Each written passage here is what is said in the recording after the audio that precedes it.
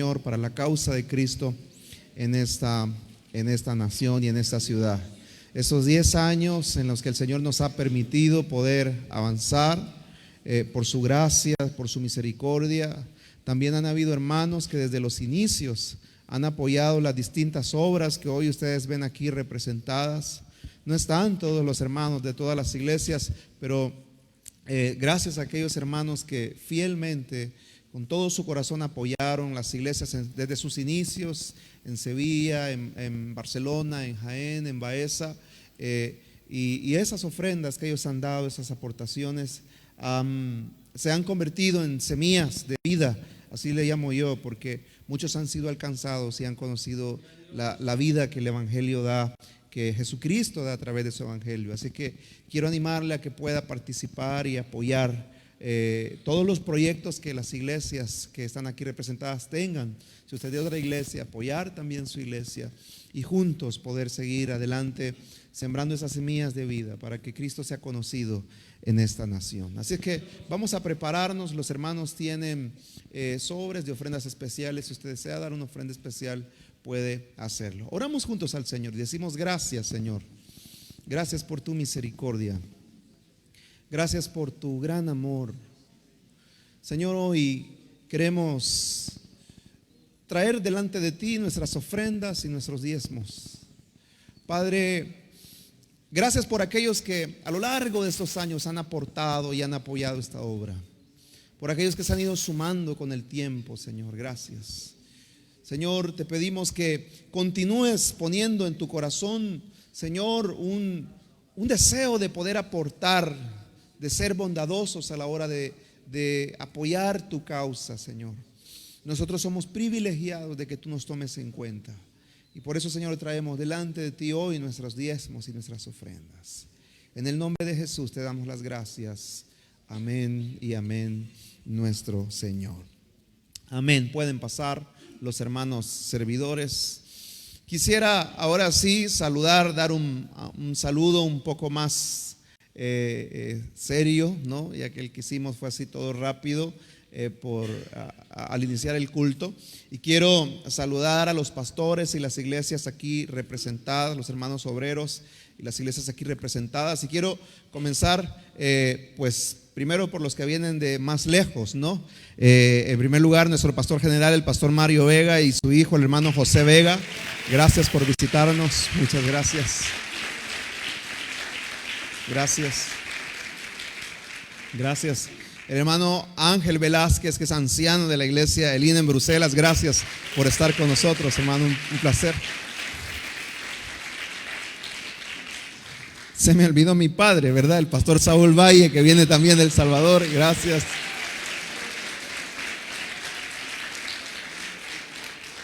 Mi hermano Samuel Alvear, que viene desde París, de la iglesia Evidence, bienvenido. Gracias por estar aquí con nosotros. Y bueno, Frank, que viene desde Córdoba, ¿verdad? Gracias por estar con nosotros. Y luego mi hermano Osvaldo Reyes con la hermana Sandra, que están aquí de la iglesia Elim Sevilla, bienvenidos. Gracias por estar aquí con nosotros. Mi hermano Bartolomé, se llama Bartolomé, pero no le gusta que le digan, le decimos Toli, su esposa Paula, gracias por estar aquí con nosotros, ¿verdad? Bienvenidos de la iglesia Elim en Baeza. Mis hermanos de la iglesia Elim Jaén, que están por ahí regados, gracias por ahí. Por ahí están mi esposa Noemí, que está allá atrás. Mis hermanos de ¿quién se me queda? Hermano Elim Barcelona, no los iba a olvidar. Gracias hermanos. Ellos, bueno, una parte de ellos llegó desde el día de ayer. Hay también hermanos que vienen de Ciudad Real. Estamos comenzando un trabajo ahí en Ciudad Real, así que bienvenidos, hermanos.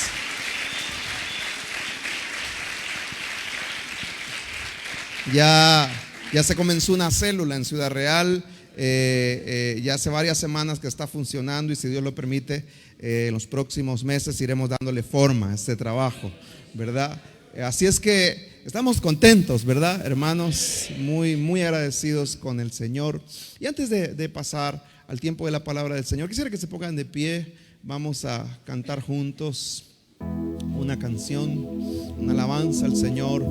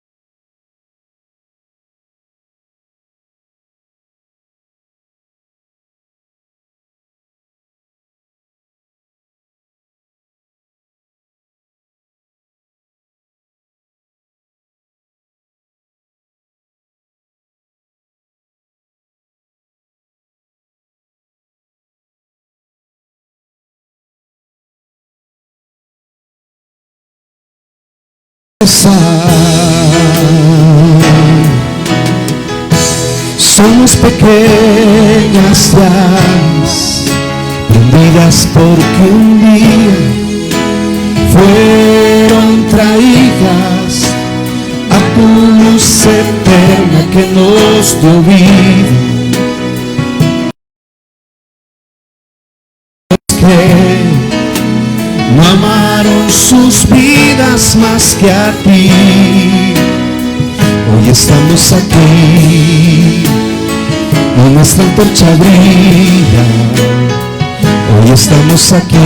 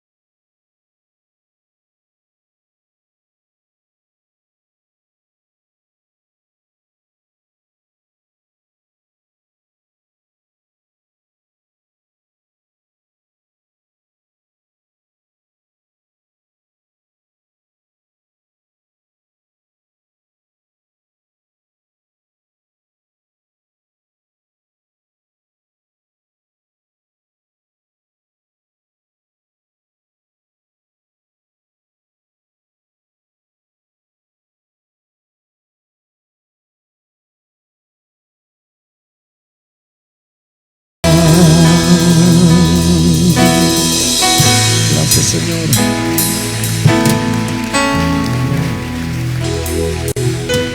Esta noche tenemos la gran bendición de que está con nosotros nuestro pastor general, el pastor Mario Vega, pastor general de Misión Cristiana Elim, y quiero dejarlo con ustedes.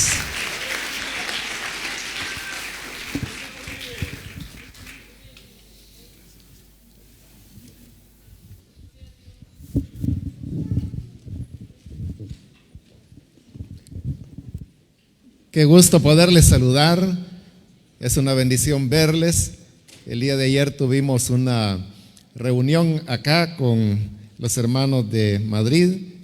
Y ahora es un gozo poderles saludar a todos ustedes, darles la bienvenida en esta actividad en la cual estamos dando gracias a Dios por estos primeros 10 años que el Señor ha permitido trabajar en este país y poder sembrar así la semilla del Evangelio. Y fruto de eso pues son todos ustedes, no solamente como receptores, sino también los que están llevando esta esperanza al resto del país. Que Dios les bendiga mucho y que podamos seguir adelante por muchas décadas más, hasta donde el Señor nos dé la vida o hasta que Él venga por su pueblo. Amén. También quiero saludar a los hermanos que en este momento nos están escuchando en El Salvador a través de la radio Restauración. Amén.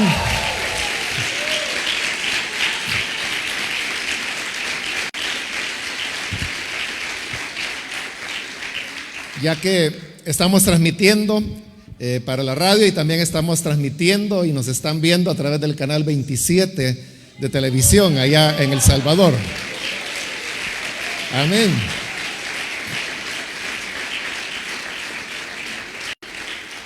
Y también pues a través de las redes está en este momento siendo transmitido lo que está ocurriendo en este culto.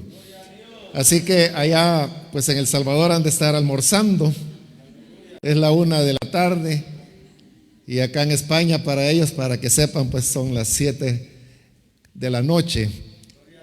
Pero el Dios que está allá está aquí también, y el que está aquí está allá también. Amén.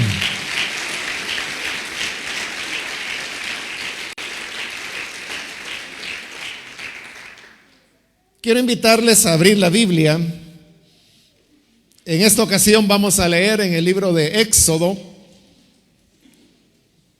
Busquemos el capítulo número 17. Y ahí vamos a leer un par de versículos.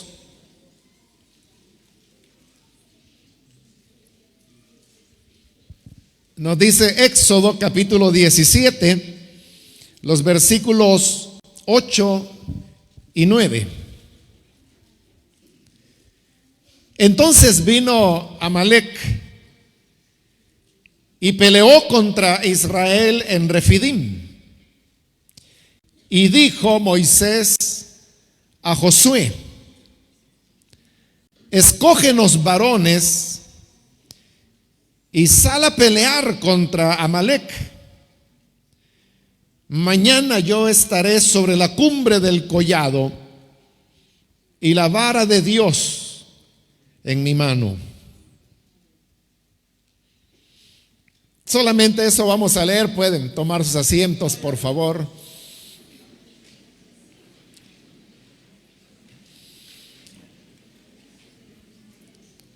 Hermanos, este par de versículos que acabamos de leer, muchas veces pasamos por ellos y no nos damos cuenta que algo muy importante está ocurriendo en ellos, y es que justamente en ese corto relato que acabamos de leer se produce un quiebre importante en lo que es el trato que Dios había venido trayendo con Israel. Si usted nota, aquí estamos apenas en el capítulo 17, y para que podamos ubicarnos en el 14, es el paso por el Mar Rojo, donde los ejércitos del faraón quedan sepultados por el agua. El capítulo 15 lo que tiene es el canto de agradecimiento de Moisés. Y luego viene el capítulo 16, que comienza a narrar la travesía de Israel por el desierto camino al monte de Dios, al monte Sinaí. Se nos narra que Dios comienza a enviarles el maná, pero el pueblo de Israel no se conforma con ello y querían carne. Entonces Dios les envía las codornices para que puedan alimentarse de ellas y comer cuanto quieran.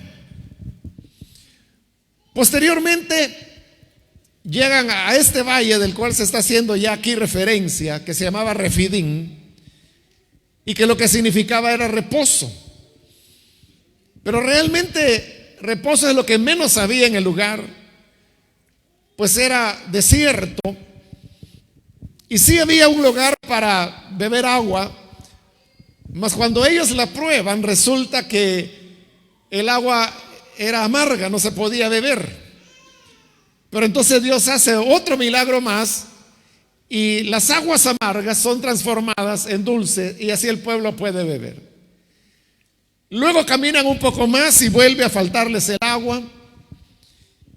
Y entonces es cuando ellos no encuentran ahora un manantial cercano, no hay una fuente de agua, ni siquiera amarga.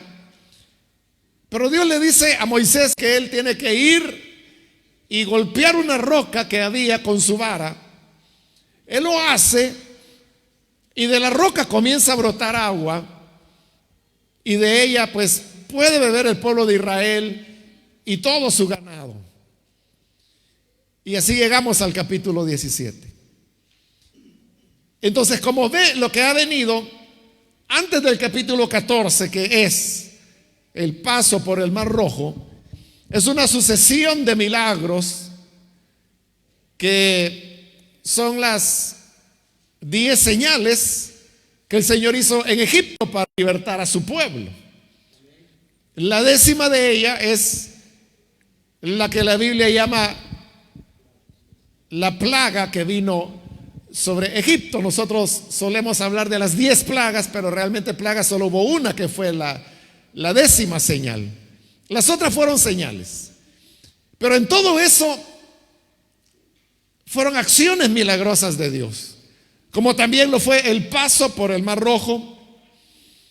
Y luego lo que hemos descrito brevemente, el maná, las codornices, el agua amarga transformada en dulce y luego el agua de la roca. Hasta ahí Dios es el que ha venido obrando la salvación sobre su pueblo. Pero en los versículos que hoy acabamos de leer, ahí notamos un cambio. Primero hay un planteamiento de un problema. Se nos dice en el versículo 8 que vino Amalek y peleó contra Israel en Refidim. Es decir, el mismo valle donde las aguas amargas se habían convertido en dulces y donde Dios había sacado agua de la roca. Ahí los ataca Amalek. Obviamente Israel estaba en desventaja. Ellos eran un pueblo de esclavos que habían salido de Egipto hacía un par de días apenas. Como esclavos, ellos no tenían formación militar, porque no se les permitía a los esclavos tenerla. Mucho menos iban a tener un ejército si apenas estaban naciendo como nación. Y por eso la ventaja militar estaba del lado de Amalek. Pero uno podría pensar, si Dios fue capaz de derrotar a los ejércitos de Faraón, de derrotar a los ejércitos egipcios, que en ese momento eran la potencia mundial, ¿cómo no los iba a librar ahora de Amalek? Un pueblo mucho más pequeño, guerrero, es verdad, pero no con tanto poderío como eran los egipcios. Entonces este era, diríamos, un problema menor que Dios podría haber resuelto con mucha facilidad, como había resuelto el problema del agua, el problema que querían carne y que no había, el problema del alimento y les envía el maná. Pero el quiebre se da en que en lugar de que Dios haga algo, dice el siguiente versículo, que ante el hecho que Amalek atacaba, Moisés le dice a Josué: escógenos varones y sal a pelear contra Amalek. Es decir, son palabras muy diferentes a las que se habían dicho cuando ellos iban a pasar el Mar Rojo. Porque allá lo que Dios había dicho fue: mire, ustedes estén quietos y solamente vean la gran salvación de Dios. Pero hoy aquí no es estarse quietos, hoy es todo lo contrario. Está diciendo: debe buscar hombres para que salgan a pelear contra Amalek. Y repito, es ir a buscar hombres, que habían hombres jóvenes, fuertes, pero que no tenían experiencia militar, no tenían capacidad de poder hacer frente a una nación guerrera, muy guerrera como lo eran los amalecitas. Entonces uno se preguntaría: ¿por qué? Si Dios había hecho todas las cosas que sabemos hizo en Egipto y había derrotado a la potencia militar, económica de la época, sin que su pueblo hiciera nada, como Él les dijo solo: vean. Entonces, ¿por qué ahora les está diciendo que son ellos los que tienen que ir a luchar? Y si usted conoce el relato, sabrá que no fue una batalla fácil. Porque hubo momentos en que en el campo de batalla era evidente que Israel iba derrotando a los amalecitas, pero de repente los amalecitas cobraban fuerza y comenzaban a derrotar a los israelitas. Pero de repente Israel reaccionaba y volvían a hacer retroceder a los amalecitas. Pero luego los amalecitas cobraban fuerza y volvían a retroceder a Israel.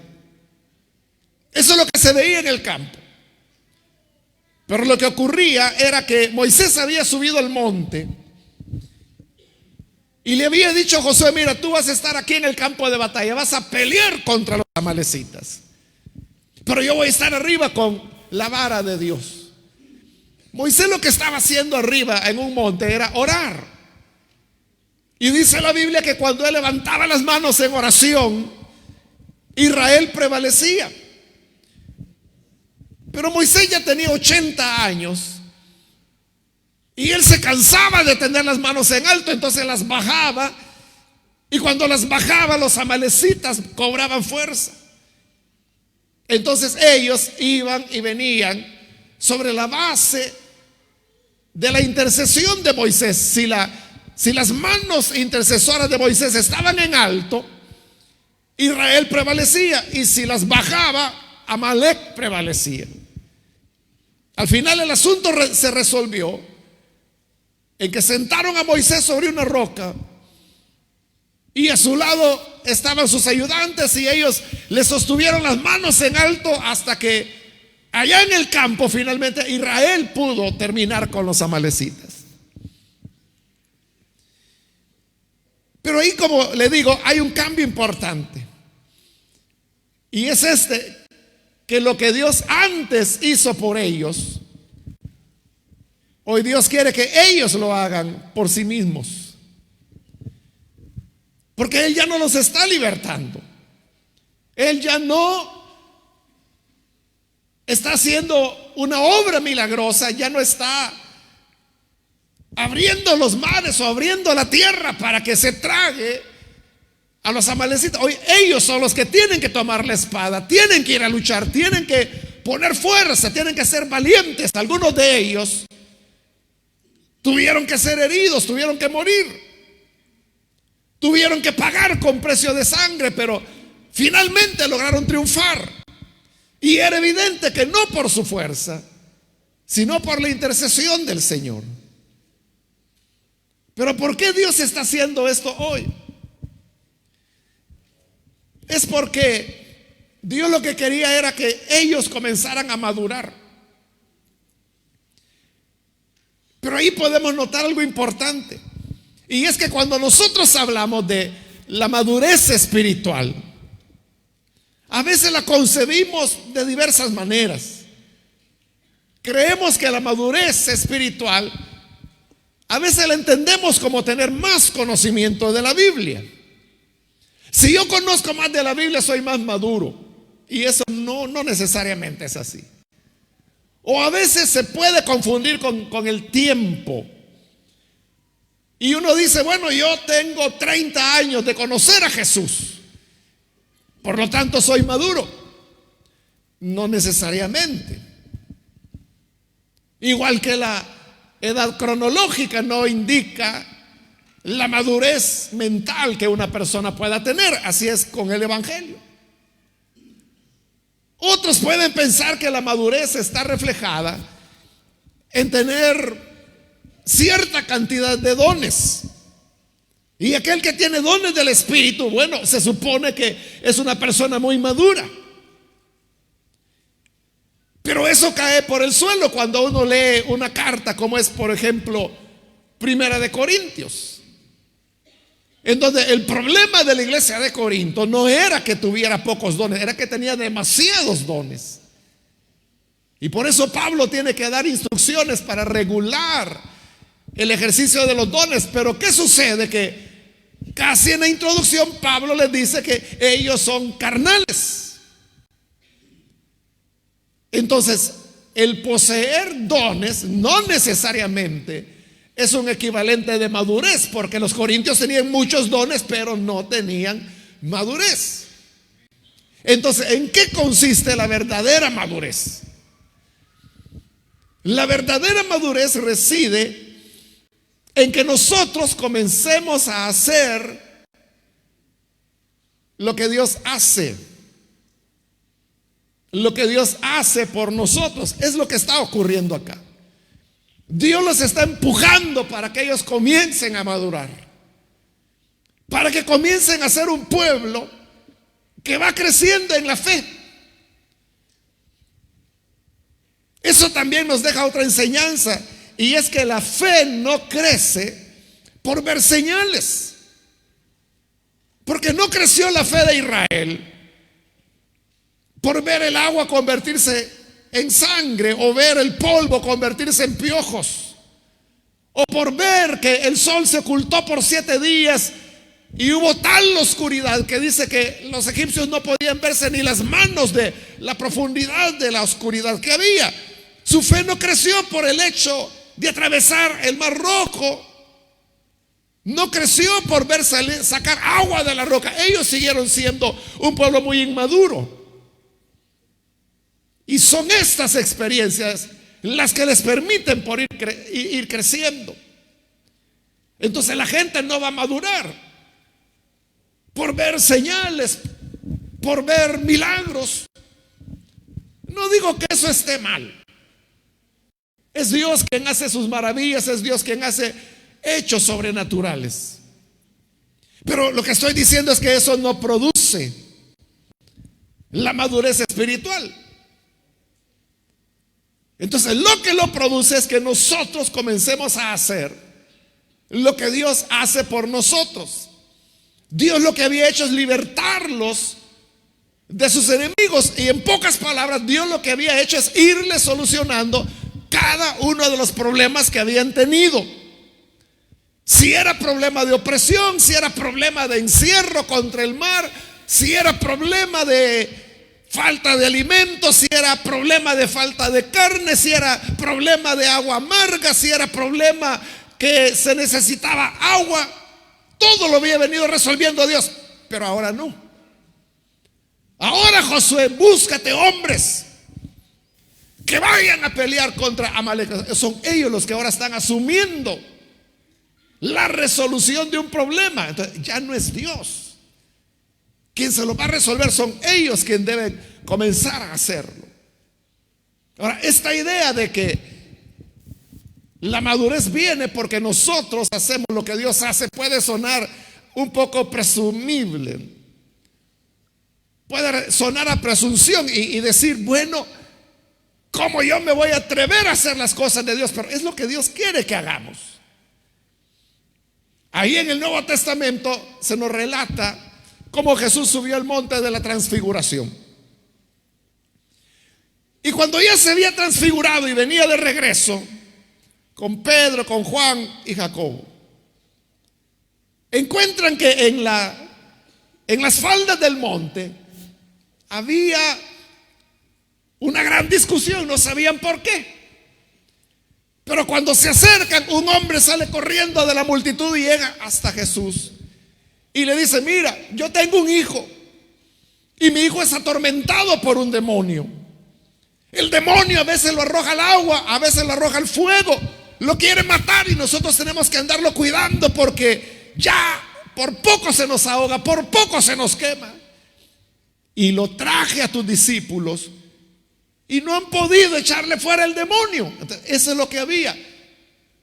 El ruido que se oía era una gran discusión. Y la discusión era porque ellos no podían echar fuera el demonio. Entonces Jesús se molestó. Y él dijo: ¿hasta cuándo voy a tener que soportarlos? Generación incrédula, traigan para acá a ese muchacho. Y le llevaron al joven que estaba enfermo. Y Jesús le ordena al demonio y le dice: sal fuera de él. Y el muchacho cae al piso. Y toda la gente dijo: hoy sí se arruinó la cosa, se murió.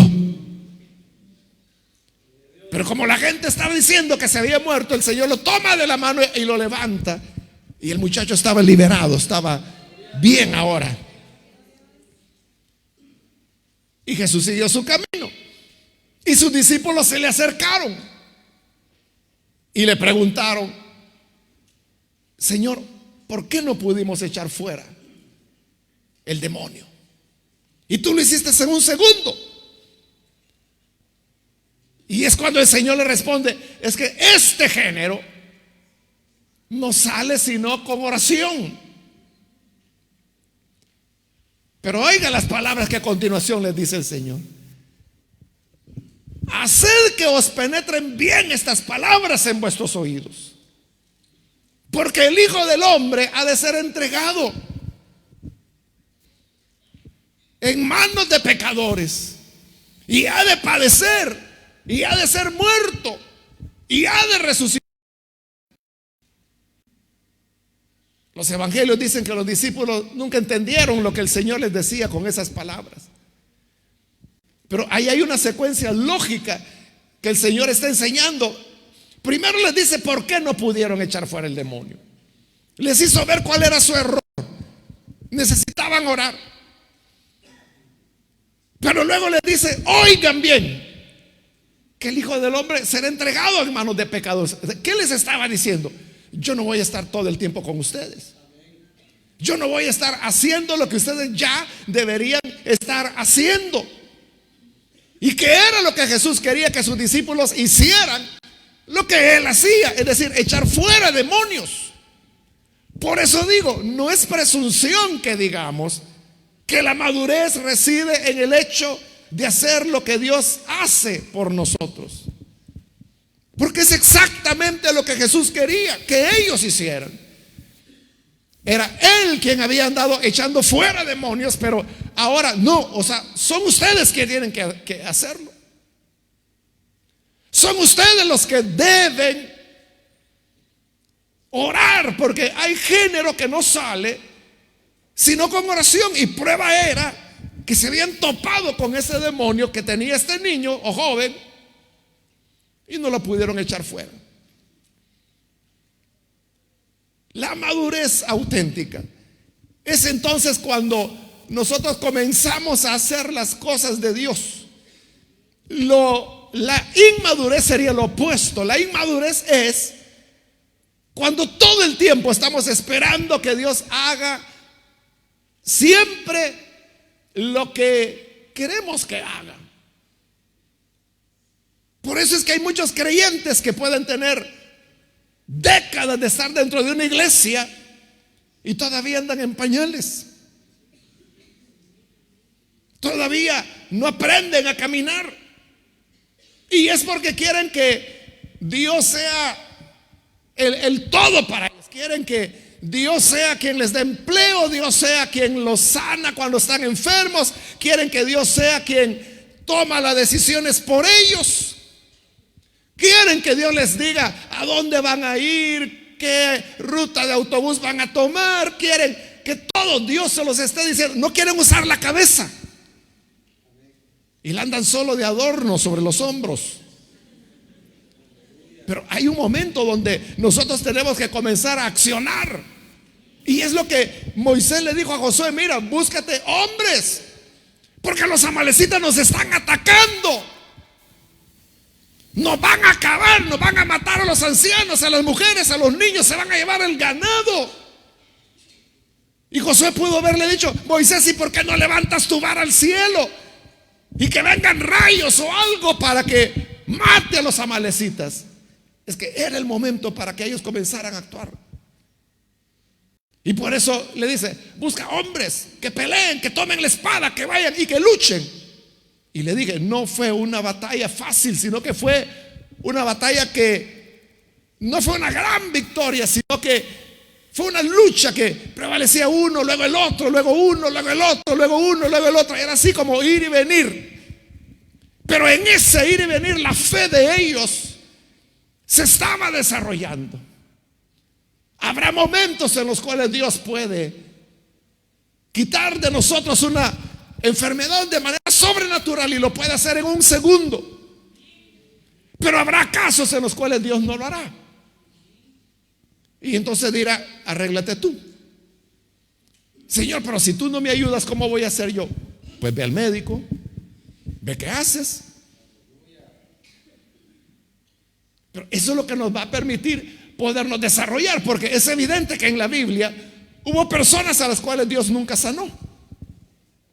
Hubo personas a las cuales Dios nunca ayudó. Jesús llegó a Nazaret, que era el pueblito donde él se había criado.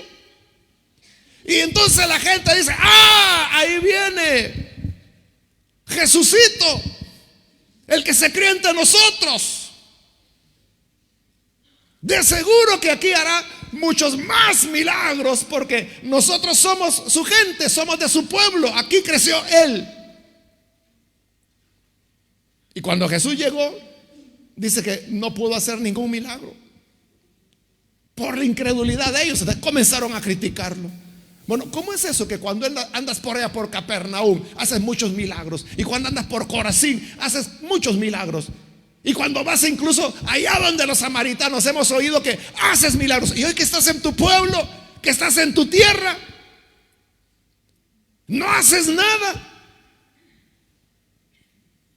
Entonces el Señor les dijo: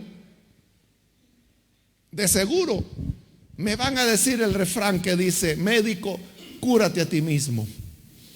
Es decir, que de los milagros que ellos sabían que Jesús había hecho en otras ciudades, que los hiciera en su propio pueblo. Pero les dijo: no, no va a ser así. Sino que les dijo: va a ser como en la época de Elías. En la época de Elías, les dijo, había muchas viudas en Israel. Muchas viudas, sobre todo porque era una época en que había habido 3 años de sequía, no había alimento. Y las viudas eran las que más padecían. ¿Y qué hizo Dios? Dios envió a Elías, en verdad, a una viuda, pero que ni siquiera era israelita, sino que vivía en Sidón, que era la cuna del culto a Baal. Y Dios le dice: mira, ahí hay una viuda que es la que te va a sostener. Y Elías llega y efectivamente encuentra a la viuda que andaba recogiendo unas ramitas.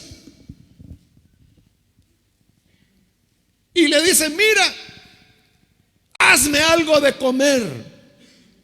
Y la viuda le dice: ay, Dios, si solo tengo un poquito de harina y un poquito de aceite, y para eso ando recogiendo las ramitas para hacer una torta, hacer pan, cocinarla, comerla con mi hijo y luego dejarnos morir, porque ahí se nos acabó la comida. Está bien, le dijo Elías, haz lo que has dicho, recoge tus leñas, hornea ese pan, pero me das a mí primero. Uno diría: qué bárbaro Elías, ¿no? Va a dejar sin pan a la viejita y a su hijo. Pero ese es el modo de Dios. La señora obedeció. La viuda hizo el pan, se lo sirvió a Elías y lo comió. Y ya cuando había comido le dijo: mira, de hoy en adelante nunca faltará la harina y nunca faltará el aceite. Y así fue.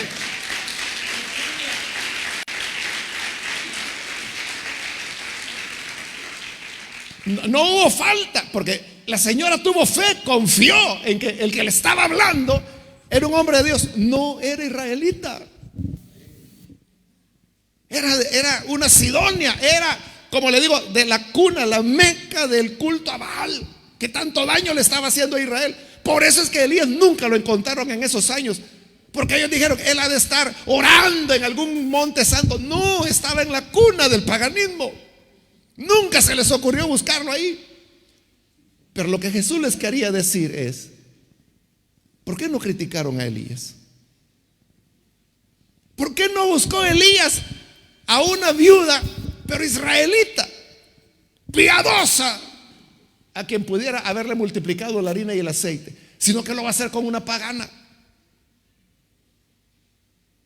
Ahí el Señor está explicando por qué Él no hacía milagros en Nazaret. Y dice que no los hizo. Así dice la Biblia. Y dice así, no pudo, dice. No pudo hacer muchos milagros por la incredulidad de ellos. Entonces, Dios no quiso favorecer en la época de Elías a ninguna viuda, sino que hay que ver en ellas cómo salen. Y fue a socorrer a una Sidonia. Jesús está haciendo lo mismo. No hace nada en Nazaret, sino que se va a hacerlo fuera. Y por eso Él dijo, no hay profeta sin honra, sino en su propia tierra. Porque es el único lugar en su tierra donde no lo honraron. Y en todos los lugares donde iba, era bien recibido. Entonces Dios puede sanar a los enfermos, pero a veces no. Dios puede socorrer a las viudas, pero en la época de Elías no lo hizo con ninguna viuda. ¿Por qué lo hace Dios así? Porque Él quiere que nosotros vayamos madurando, que vayamos asumiendo nuestra responsabilidad. Entonces, ¿de qué se trata? Que llegue un punto donde ya no necesitamos de Dios porque nosotros peleamos por nosotros mismos. Es todo lo contrario. Porque le dije, lo que desarrolló fe en Israel no fue ver el mar rojo abrirse y luego tragarse al ejército de Faraón. O sea, eso estuvo lindo, fue maravilloso. Por eso el capítulo 15 es el canto donde todos en Israel cantan el cántico de Moisés y proclaman las victorias de Dios. Pero al rato estaban negando a Dios, estaban criticando a Moisés, estaban hablando de matar a Moisés. Y decían, ¿para qué salimos de Egipto? Si allá teníamos carne en abundancia. De nada les sirvió ver el mar rojo abrirse. Pero hoy que han tenido que pelear, que han tenido que ser heridos, que hubo, hermanos, personas que regresaron al campamento con los intestinos partidos por las espadas amalecitas, cuando hubo madres que lloraron a sus hijos, cuando se habían manchado de sangre, eso les permitió crecer, eso les permitió desarrollarse. Eso es lo que Dios quiere, que nosotros vayamos teniendo cada vez una fe más fuerte y que no tenemos a Dios como nuestro comodín, que queremos que Dios, como le decía, me dé trabajo, me pague las deudas, me dé dinero, que sea mi médico, que me sane. Si me meto en problemas, quiero que sea mi abogado. Queremos que Dios nos resuelva hasta los líos donde nosotros nos metemos por nuestra mala cabeza. Pero así nunca vamos a madurar. Sino que Dios lo que desea es que nosotros comencemos a ser sabios, a utilizar la cabeza.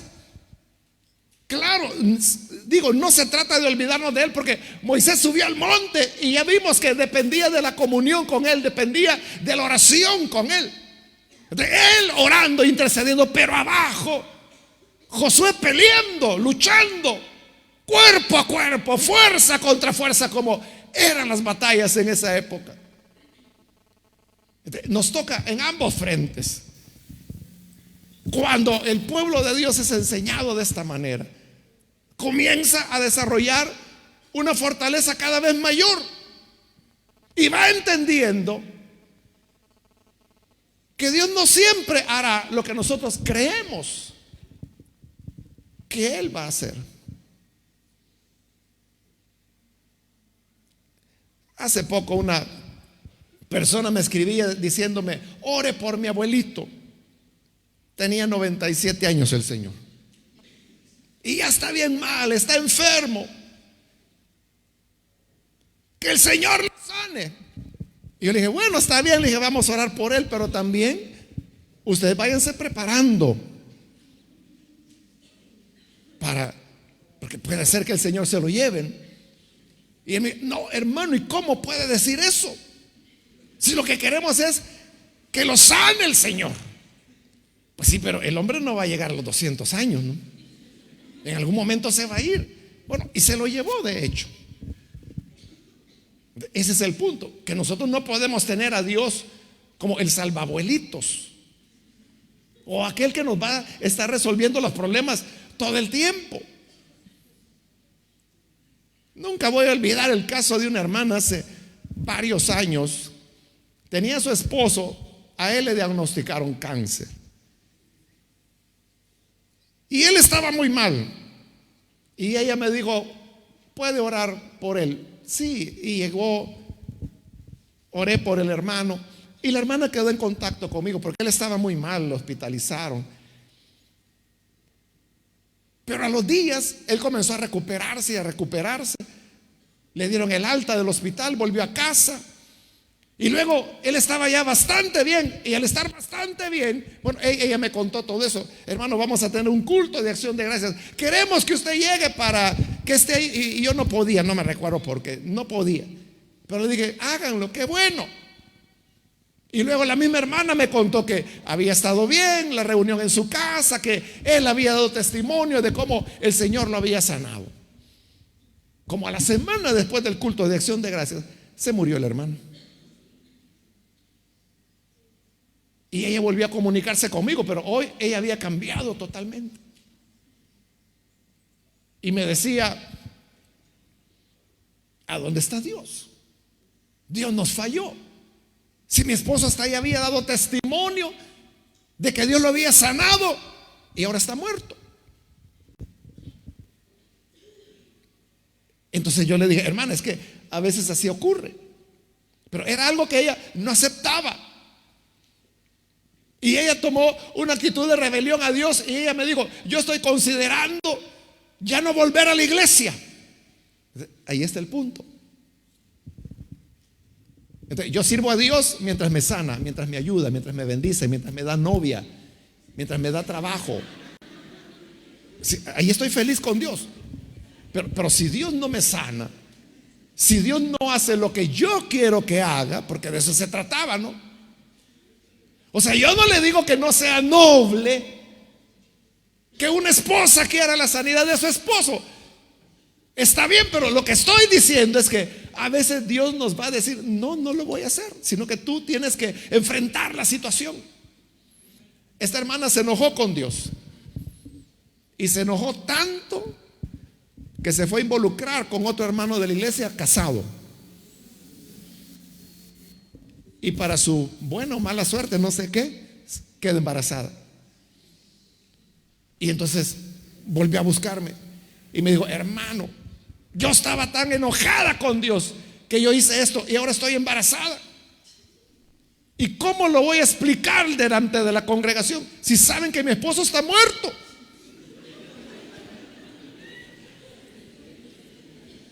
Y yo le dije, hermana, es que eso es lo que debe haber pensado antes de hacerlo. Pero ella fue muy valiente, le hizo frente y todo su embarazo lo pasó dentro de la iglesia. Claro, todo el mundo sabía que no era un recuerdo que le había dejado a su esposo. No concordaba los tiempos. Pero ella se aguantó todo eso, toda esa vergüenza. Estuvo en la iglesia, nació su hijo. Y ahora ella tenía otros hijos con su esposo difunto, entonces tenían un hermanito. Y meses después ya había nacido el niño. Otra vez habló conmigo y me dijo, hermano, he entendido que lo que hice fue una locura. Nunca debía haber renegado de Dios. Pero ahora me dice, tengo otra pregunta, me dice. ¿Debo revelar quién es el padre del niño o no? porque él era un hermano de la iglesia, con su esposa, con su propio hogar. Entonces, José me dice que si yo doy a conocer que él es el padre del niño, ese hogar se destruye. Y yo ya no quiero causar más daño por mi desobediencia. Y yo le dije, ¿y él qué ha hecho? Él se ha hecho el loco, me dijo. Él se ha hecho el que yo no fui.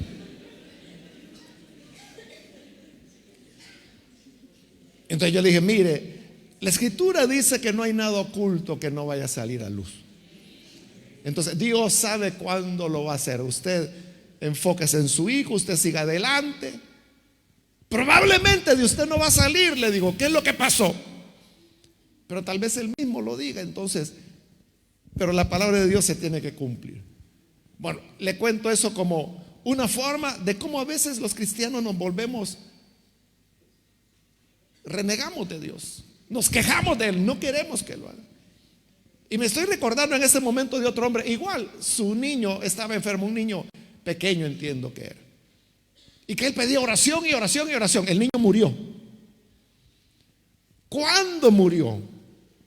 Él me escribió. No le puedo decir lo que me decía, porque daba unos insultos en contra de Dios, unas blasfemias en contra de Dios. Y me recuerdo que eran palabras muy pesadas y él me decía, yo jamás vuelvo a una iglesia. Y me decía, Dios es esto, y me decía una barbaridad. Bueno, yo ni le respondí siquiera. Ahí tiene un niño haciendo rabieta. ¿Quiénes hacen rabieta? Los niños, porque no tienen madurez, no saben enfrentar las situaciones. Eso es lo que Dios no quiere que ocurra con nosotros. Dios lo que quiere es que lo que está diciendo Moisés, mira, busca hombres, busca a los valientes, busca a los fuertes, a los que vayan a pelear, que vayan a luchar contra Amalek. Eso es lo que Dios quiere de nosotros, que seamos valientes, que nos atrevamos a enfrentar al enemigo. Claro, habrán heridas, habrá sangre, habrá dolor, habrá muerte. Las cosas no van a salir siempre como nosotros queremos, pero lo que sí le aseguro es que hay una madurez que se va desarrollando, que va creciendo, que va en aumento, y eso llegan a ser los hombres fuertes. Eso es lo que le pasó a Pedro. Pedro dijo, Señor, aunque todos te nieguen, yo no te voy a negar. Y él fue el que más lo negó. Y como yo siempre lo he dicho, no es que Pedro hubiera sido un fanfarrón que quería llenarse la boca, que él era el más fiel de todos. Él lo que dijo, lo dijo con sinceridad, pero tenía un error. No se conocía, no sabía. Él creía que era maduro y no tenía la madurez. Entonces tiene que pasar por esa vergüenza que se hizo pública. Tuvo que comenzar desde abajo, pero luego el Señor le dio firmeza hasta que, según la tradición, pues él murió martirizado. Y ahí ya no tuvo temor. Ya no negó al Señor como lo había hecho delante de una criada. Entonces, pero el proceso que lo llevó a madurar fue él peleando, él creciendo, él enfrentando sus temores, sus cobardías. Eso es lo que Dios desea de nosotros. La auténtica madurez es cuando ya no esperamos que Dios haga todo por nosotros, sino que nosotros comenzamos a asumir decisiones. Y entonces a veces tenemos que tomar una decisión importante y decimos, si sale mal, yo voy a tener que asumir la responsabilidad. No, Señor, mejor dime tú. Lo que quiero es que Dios tome la decisión para que Él cargue las consecuencias. Pero ahí es donde Dios no responde, sino que hazlo tú. Pablo oró 3 veces consecutivas, Señor, quítame este aguijón, porque él creía que estando más cómodo iba a servir más a Dios. Y el Señor dijo, no te la voy a quitar. Es lo contrario, cuando eres débil, entonces eres fuerte. Que te baste mi gracia. En otras palabras, aguántate, sé hombrecito, sé valiente, hazle frente a la situación. Y Pablo lo entendió. Entonces dijo, hoy Me glorío en mis debilidades. Porque cuando soy débil, soy fuerte. Cuando creo que no puedo, es cuando más puedo. Entonces, entendió que esa era la clave para poder crecer más. Hermanos, cuando creemos que ya no podemos más, es cuando hemos llegado al punto donde la gracia del Señor se manifestará. No tengamos temor.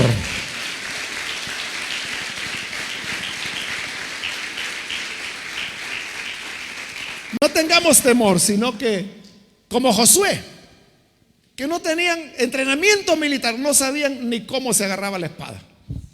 Del lado de la punta la estaban agarrando. Pero él fue valiente. Y así empezaron a aprender. Ese es el germen de lo que posteriormente llegó a ser el ejército de Israel, que conquistó la tierra. Pero ¿cómo lo aprendieron? No viendo milagros, así nunca iban a aprender. Tenían que ir a luchar. Y nunca maduraremos sentados viendo cómo Dios hace maravillas y nosotros solo de espectadores. Nos vamos, así aprendemos a ser espectadores. Pero Dios quiere que seamos combatientes, guerreros, no observadores. Vamos a orar, vamos a cerrar nuestros ojos y vamos a inclinar nuestro rostro. Y yo quiero ahora hacer una invitación. Si hay con nosotros personas que todavía no han recibido al Señor Jesús como Salvador, mas si usted ha escuchado hoy la palabra de Dios y a través de ella se da cuenta que el por qué Dios a veces no nos responde tan pronto como quisiéramos, o es más, a veces no hay respuesta, y usted se pregunta: ¿será que yo no soy hijo de Dios? ¿Será que yo no me equivoqué, no soy hija de Dios? No, es que Él quiere que tú madures. Y cuando no hay respuesta es porque quiere que tú lo hagas. Y tú dirás: pero yo me puedo equivocar. Claro, al equivocarte tropezarás, caerás, pero puedes levantarte. Y de los errores se va aprendiendo. Si hay con nosotros algún amigo o amiga que todavía no ha recibido al Señor Jesús como Salvador, yo quiero invitar, si usted desea hoy creer en Jesús, porque ahora comprende por qué a veces Dios no hace algunas cosas. Quizá usted se pregunta: si Dios es todopoderoso, ¿por qué no alimenta a los niños hambrientos del mundo? Porque quiere que tú lo hagas. Y si tú dices: pero yo no tengo posibilidades, es que así es Dios. Él usa al débil para avergonzar al fuerte, al que no tiene nada para avergonzar al poderoso. Solo debes hacerlo. ¿Hay alguna persona que hoy quiere recibir a Jesús como Salvador? Por favor, levante su mano y de esa manera indicarnos su deseo de recibir al Hijo de Dios. Y vamos a orar por usted. Cualquier amigo, amiga que hoy necesita venir al buen Salvador, puede levantar su mano y vamos a orar por usted.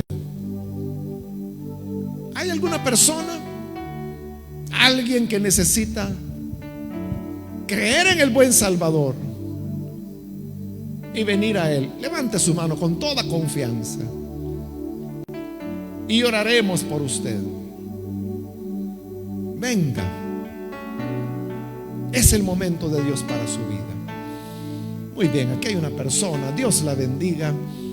Alguien más que necesita venir, ¿puede levantar su mano para que oremos por usted? Alguien más que hoy necesita pasar, con toda confianza, levante su mano y venga, vamos a orar por usted.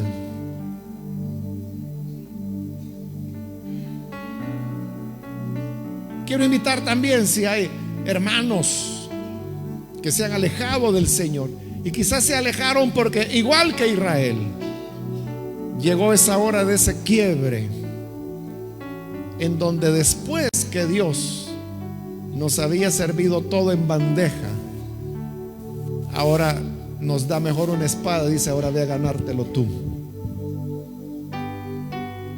Pero así es todo padre.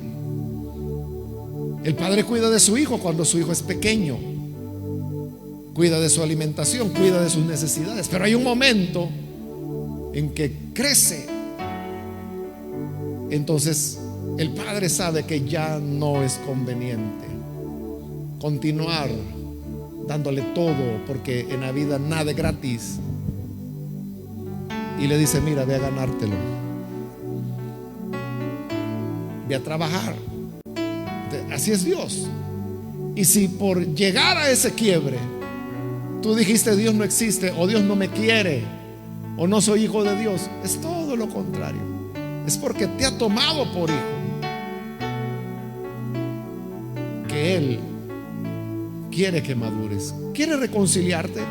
Si te alejaste de Él, pero quieres hoy reconciliarte, levanta tu mano y oraremos por ti. ¿Hay alguna persona?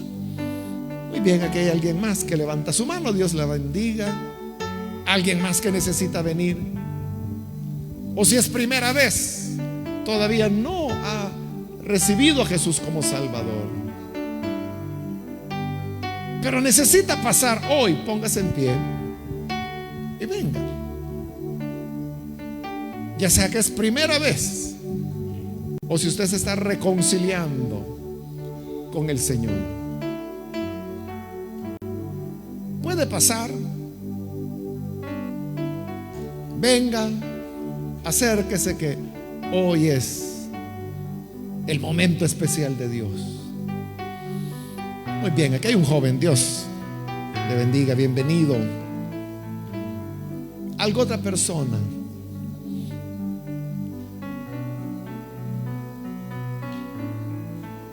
Puede ponerse en pie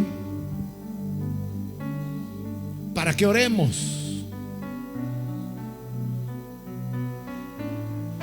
Muy bien, aquí hay un joven también que pasa, bienvenido.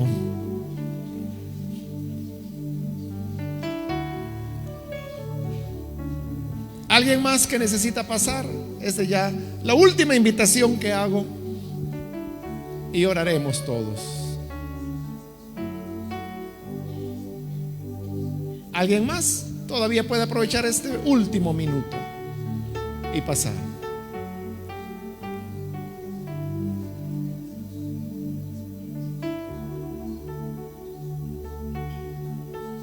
Oremos entonces. Padre, gracias te damos por las personas que están aquí al frente,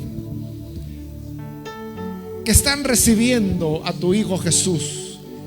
Igual te damos gracias por aquellos que a través de radio, de televisión o de internet están uniéndose a esta oración, abriendo sus corazones para recibirte como Salvador. Revélate a ellos, cámbiales. Y sabemos, Señor, que tú siempre haces de nosotros nuevas criaturas, hombres, mujeres transformados por tu gracia. También te rogamos por tu iglesia. Ayúdanos, Señor, para que como pueblo tuyo comprendamos que no siempre seremos bebés a quienes cargan, sino que debemos comenzar a caminar, comenzar a enfrentar la vida en oración, en dependencia de ti, pero dando nuestros pasos, pues tú deseas que tu pueblo madure, que crezca en la fe. Y sabemos, Señor, que eso se logra enfrentando dificultades, luchas, y que aquello que tú haces por nosotros, nosotros comencemos a hacerlo a favor de otros. Que así, Señor, podamos madurar y agradarte en todas las cosas. Es nuestra petición por Jesús nuestro Salvador. Amén.